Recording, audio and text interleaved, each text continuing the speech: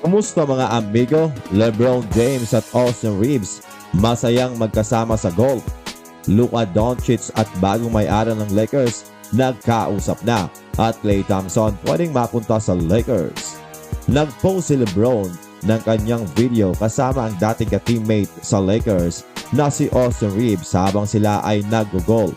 Sa isang video naman ay pinost sa Instagram ay tuwang-tuwa pa ito nang kamuntikan ng maipasok niya sa butas ang bola sa isang tira lamang. Well, ito ang bagong sports na kinahihiligan ngayon ni The King LeBron James. Isa rin sa kilala natin na mahilig dito ay si Stephen Curry.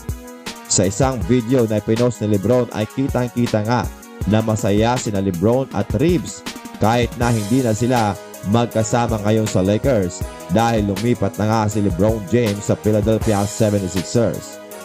Well, hindi naman ito kakaiba dahil talagang kilalang magkaibigan si LeBron at Reeves at dati pa man ay nirecognize na at may tiwala si LeBron sa basketball skills ni Reeves. Bukod kay Reeves, ay nakasama na rin dati ni LeBron ang kanyang mga dating kateammate sa Cleveland Cavaliers para i-celebrate ang 10th year anniversary ng kanilang kampyonato. Samantala, hindi man kinonsulta si Luka Doncic sa pagbenta ng Lakers ay hindi naman ito naging hadlang para magkaroon siya ng magandang relasyon sa bago nitong may-ari. Ayon sa report ni Dave McMenamy ng ESPN, nagkaroon agad ng komunikasyon si Luka at bagong may-ari na si Bob Iger at Josh Kostner. Ayon naman dito kay NBA insider na si Mark Stein, opisyal lang nagkausap ang dalawang kampo at bukod pa doon ay plano din daw ni Luka na ma-meet ang bagong may-ari personally as soon as possible na magkaroon ng available time.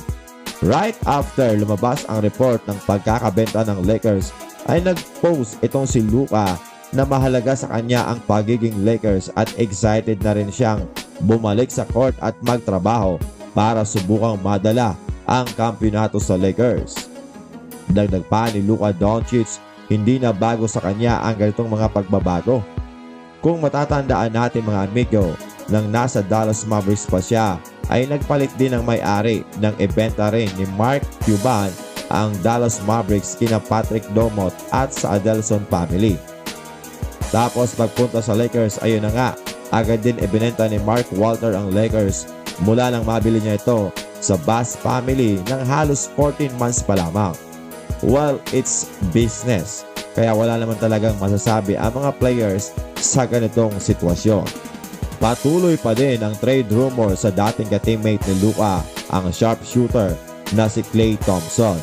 Ayon sa report, nag-i-explore ang Dallas Mavericks ng trade partner pero wala pa ring deal na nagmamaterialize.